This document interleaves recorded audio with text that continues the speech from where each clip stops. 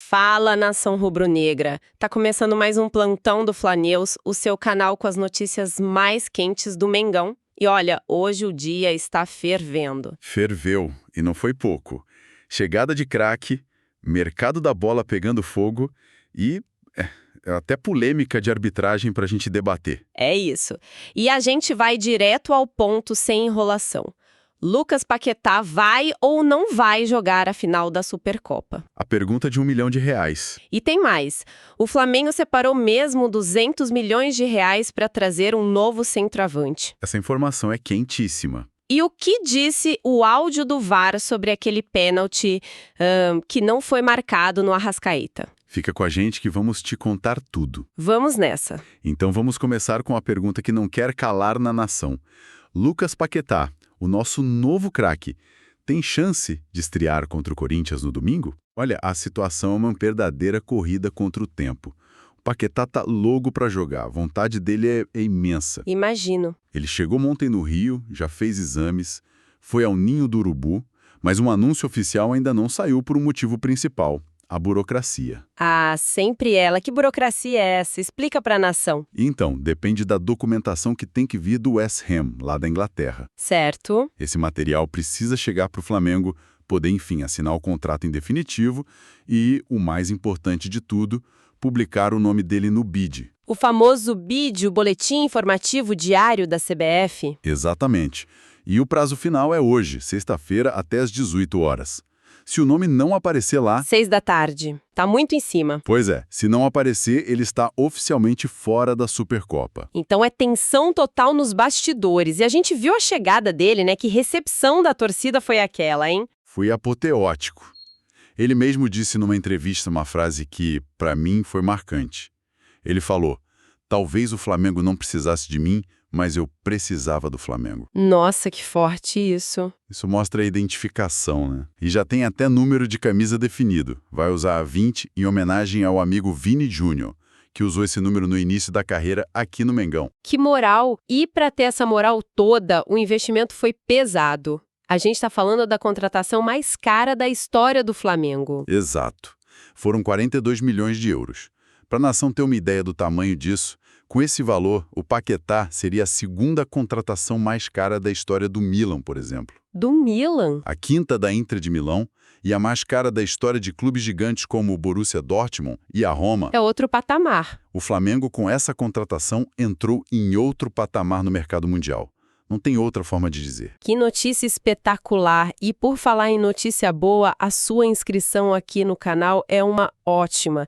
Clica aí no botão, já deixa o like para fortalecer o nosso plantão e ajudar a gente a trazer mais exclusivas para a nação. Isso mesmo. Porque não para no Paquetá, certo? A diretoria continua de olho no mercado. Não para mesmo. A informação que a gente tem, apurada nos bastidores, é que o Flamengo ainda tem em caixa cerca de 30 milhões de euros. 30 milhões de euros? O que dá quase 200 milhões de reais só para novas contratações. O cofre está cheio. 200 milhões e qual é o alvo principal com essa grana toda? A prioridade máxima é um centroavante. A diretoria quer um nome de peso para ser parceiro ou até um substituto à altura para o Pedro. Entendi. O nome de Marcos Leonardo, que está no Al-Gila, é visto como negociável, mas o Flamengo age com muita cautela. E qual é a estratégia? A estratégia é muito inteligente, é esperar a janela de transferências da Europa fechar, o que acontece na próxima terça-feira. Ah, boa! Para sair da concorrência dos europeus. Exatamente. Para ter um caminho mais livre e aí sim fazer o movimento certo, sem leilão, sem inflacionar o preço. Boa estratégia. Mas e para o meio-campo? Aquele nome do Marcos Antônio, do São Paulo, ainda está na pauta? Está sim, mas é uma verdadeira novela. O São Paulo faz jogo duro como era de se esperar. Internamente, lá no Morumbi, eles falam em um valor de 25 milhões de euros. O Flamengo, claro, considera isso um valor astronômico. Totalmente fora da realidade, né? Sim, o Flamengo acredita que com uma proposta ali na casa dos 15 milhões, talvez um pouco mais, o negócio pode sair. Por enquanto, o clube segue só monitorando. Entendi.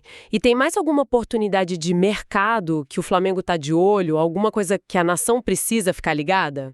Tem sim, e essa é boa para ficar ligado. é a situação do volante Danilo do Botafogo. Do rival. Conta mais.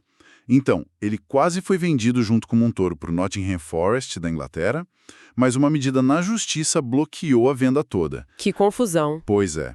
E, para piorar, o staff do jogador já teve atritos com o clube por causa de dívidas. Ou seja, é uma situação bem instável por lá e o Flamengo está muito atento porque pode sobrar uma grande oportunidade de mercado. Um olho no peixe e outro no gato, né? Interessante. Sempre. Agora vamos mudar um pouco de assunto. O time se prepara para a final com o Felipe Luiz no comando, com a Arrascaeta e outros titulares à disposição. Mas a gente precisa falar da derrota para o São Paulo e daquela grande polêmica de arbitragem. Pois é. A CBF divulgou o áudio da conversa do VAR no lance do pênalti que não foi marcada em cima do Arrascaeta. E a justificativa foi, no mínimo, controversa. Controvérsia é pouco. O que eles disseram, afinal? Conta pra gente. Basicamente, a análise da cabine do VAR foi que o zagueiro do São Paulo, e eu cito, não muda a passada. Não muda a passada. Isso. E que o contato não foi suficiente para derrubar o jogador. Eles chegam a afirmar que o Arrascaeta chuta, põe a perna para trás e ele mesmo bate na perna do adversário. O Arrascaeta que bateu no zagueiro? É isso mesmo? Pela análise dele, sim. E que o contato não impactou a finalização. Por isso, a decisão de campo foi mantida. Uma análise, assim, bem diferente da que a nação inteira viu, né? Gerou muita reclamação. A gente aqui só reporta o que foi dito no áudio, mas a polêmica com certeza continua. E vai continuar por um bom tempo. É isso, nação. Resumindo nosso plantão de hoje. Paquetá é uma corrida contra o relógio para a final. Muita tensão. O Flamengo tem 200 milhões para buscar um centroavante de peso. O cofre tá cheíssimo. E o VAR deu e muito o que falar. O Mengão treina hoje e amanhã e depois viaja para Brasília para buscar essa taça. E a gente vai estar de olho em tudo para manter a nação informada em primeira mão, como sempre. Exatamente. Então, se você não quer perder nada, já se inscreve, ativa o sininho e, o mais importante, pega o link desse vídeo e compartilha em todos os seus grupos de rubro-negros. Mostra para todo mundo que o plantão do Fla News não para. Bora espalhar a notícia, nação! E para fechar, fica a pergunta para vocês responderem aqui nos comentários, com o Paquetá garantido no meio e a chance real de um novo centroavante de peso chegar, como você escalaria o ataque do Mengão para ser campeão de tudo em 2026? Deixa sua opinião aí. Quero ver as escalações. Valeu, nação! Tamo junto! Saudações rubro-negras! Vamos falar da saída de Michael e dos planos de aposentadoria do Danilo. As informações estão fervendo diretamente lá do Ninho do Urubu. Tem rescisão de um contrato importante e uma entrevista assim exclusiva que define o futuro de um pilar da nossa defesa. Então vamos começar com o mercado da bola. Michael não é mais jogador do Flamengo. Que história é essa? Bateram o martelo mesmo? Bateram o martelo. A notícia principal é essa. Michael e o clube chegaram a um acordo para uma rescisão amigável do contrato. E era um contrato longo, né? E até o final de 2028. Nossa, 2028. E agora? Já tem destino certo? Já tem. Ele está com negociações muito avançadas, quase fechadas, com o Al-Ahly, da 2ª divisão da Arábia Saudita. Certo, mas a palavra-chave aqui para mim é rescisão amigável. Normalmente, um clube como o Flamengo ia querer uma venda, né? Fazer um caixa com um ativo como o Michael. O que mudou? Exato, essa é a pergunta. E aqui entra um detalhe bem interessante dos bastidores, sabe? A conversa inicial era sim sobre uma venda. Só que existia uma pendência financeira do clube com o Michael.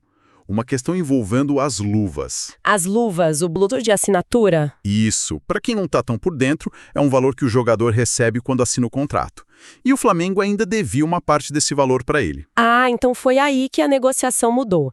Eles sentaram para acertar essa dívida e isso destravou a saída dele. Flamengo, Michael e o clube árabe, a solução foi mais direta. Mais pragmática. Exatamente. O Flamengo e o Michael renegociaram esses valores, chegaram a um acordo bom para os dois e a rescisão virou o caminho mais limpo. O Fla se livra de um salário alto e da dívida e o Michael ganha a liberdade que ele queria para negociar. Faz todo sentido. Uma jogada de negócio que acabou sendo positiva para todo mundo. Mas e o lado esportivo? O que levou a essa perda de espaço dele no time? A nação sempre teve um carinho, assim, gigante por ele. O carinho é inegável, mas a análise tática é bem fria, né? Foram 2 fatores principais. O primeiro, e o mais pesado de todos, foi a fase espetacular do Everton Cebolinha. Ele tomou conta da posição. Tomou conta. Simplesmente encontrou o melhor futebol dele com a camisa do Flamengo, virou titular absoluto. E aí fica muito difícil competir, né? E o segundo fator foi um reforço de peso que chegou. Sim, a chegada do Lucas Paquetá. Um jogador de nível de seleção, super versátil, ele pode jogar em várias posições ali na frente, o que na prática diminuiu ainda mais as vagas, os minutos disponíveis no ataque. A concorrência ficou, cara, muito qualificada. Enquanto a gente apura essa informação, já vai fortalecendo o nosso trabalho, senta o dedo no like, se inscreve no canal e compartilha esse plantão com todos os grupos rubro-negros. Isso ajuda demais o plantão a crescer e trazer mais exclusivas para a nação. E os números de 2025 mostram bem essa história. No geral, o Maicon jogou 29 partidas. Parece um número razoável, né? Parece. Mas se a gente faz um recorte, no segundo semestre, ele entrou em campo só 5 vezes. Só 5? Nossa, a queda é drástica. É drástica e justifica totalmente ele buscar novos ares, né? Ele quer jogar. Com certeza. E essa vai ser a segunda passagem dele pela Arábia Saudita, né? Ele já esteve no Al Hilal. E isso, defendeu o Al Hilal de 2021 a 2024, voltou para o Flamengo no ano passado, para essa passagem mais curta, e agora retorna ao país. É um ciclo que se fecha para ele no Brasil. Agora, vamos falar de um pilar do nosso time, o xerife da zaga. Chegou uma informação sobre um planejamento de aposentadoria do Danilo. O que temos sobre isso? Pois é, agora o assunto muda de tom. A fonte aqui é uma entrevista muito boa que ele deu ao GE. Ele abriu o jogo, sabe? E o plano principal dele, a ideia que está na cabeça dele hoje, é pendurar as chuteiras no final da temporada de 2026. Uau, que notícia de peso! Imagino que esse timing não seja coincidência. Tem tudo a ver com o contrato dele, certo? Exatamente, as peças se encaixam. O Danilo vai fazer 35 anos agora em julho, e o contrato dele com o Flamengo vai precisamente até dezembro de 2026. Então ele está entrando no último ano do vínculo já com esse plano de encerramento desenhado. Isso. Mas o que eu achei mais fascinante na entrevista é que essa não é uma decisão, tipo, escrita em pedra. Não é inflexível. Ele deixou uma porta aberta. Deixou uma fresta, eu diria. A fala dele é muito honesta. Ele disse que, se chegar ao final do ano se sentindo bem fisicamente e mentalmente, e ainda tiver o que ele chamou de uma empatia grande com o Flamengo, ele certamente poderia jogar mais um ano, até 2027. Empatia grande com o Flamengo. Que expressão forte, né? Sim. Não é só sobre o corpo aguentar. Não é. É sobre se sentir relevante, conectado, sabe? Parte importante do projeto. Isso é muito interessante. É a tentativa de um atleta de elite de controlar a própria narrativa do fim da carreira. A maioria não consegue fazer isso, né? Ele até usou umas palavras bem fortes para descrever o sentimento, tipo assustador e vida desconhecida. E essa é a batalha que eles enfrentam longe das câmeras, né? Ele admite que é um salto no escuro. Por isso ele fez um pedido quase poético na entrevista. Que a temporada passe devagar. Para poder aproveitar cada momento. Exato. Para poder desfrutar de cada treinamento, cada momento de dificuldade, cada momento de glória. E ele reforça um objetivo que é a marca dos grandes. Parar em alto nível, sem se arrastar em campo. É uma questão de respeito com a própria história. Totalmente. É sobre o legado. Mas, enquanto ele planeja esse futuro, a realidade imediata dele é outra, né? Ele tá no DM. Sim, e isso adiciona uma camada de drama. Ele tá se recuperando de dores no joelho esquerdo, um problema que ele já carregou na reta final da temporada passada, jogando muitas vezes, tipo, no sacrifício. Sim. Por causa disso, ele ainda nem entrou em campo esse ano. Essa luta para voltar a 100%, enquanto a ideia da aposentadoria já está na cabeça, deve ser uma batalha mental tremenda. E por isso a presença dele na final da Supercopa contra o Corinthians no domingo ainda é uma dúvida, então? É uma grande dúvida. A comissão técnica, o DM, todo mundo está tratando com o máximo cuidado. Ninguém vai arriscar a saúde de um jogador desse calibre por um jogo, mesmo sendo uma final. Ele só joga se estiver com plenas condições. E é simbólico ele querer parar justamente em ano de Copa do Mundo. Mostra a mentalidade de um campeão. Com certeza. É o roteiro perfeito. E vamos ser honestos, o Danilo é praticamente presença confirmada na convocação do Carlo Ancelotti para a seleção. Isso tornaria a despedida ainda mais especial. Seria o grande finale. Disputar um último Mundial e a última temporada por um clube gigante. Um projeto de uma última grande campanha. Ele não está só planejando parar, está planejando fazer de 2026 o ano mais memorável da carreira dele. É isso, nação rubro-negra, plantão quente hoje.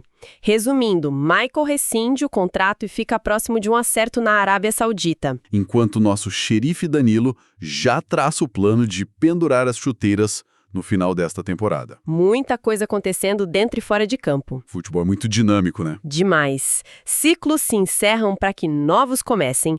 A diretoria está atenta ao mercado e o planejamento para o futuro do Mengão, com certeza, não para. Fiquem ligados, a qualquer momento a gente pode voltar com uma nova edição urgente. Não se esqueçam de ativar o sininho para receber as notificações. Valeu, nação! Bater aí nos comentários. Com a saída confirmada de um atacante e a possível aposentadoria de um zagueiro titular no fim do ano, em quais posições o Flamengo deveria focar para se reforçar, pensando não só no agora, mas também no futuro. Até a próxima!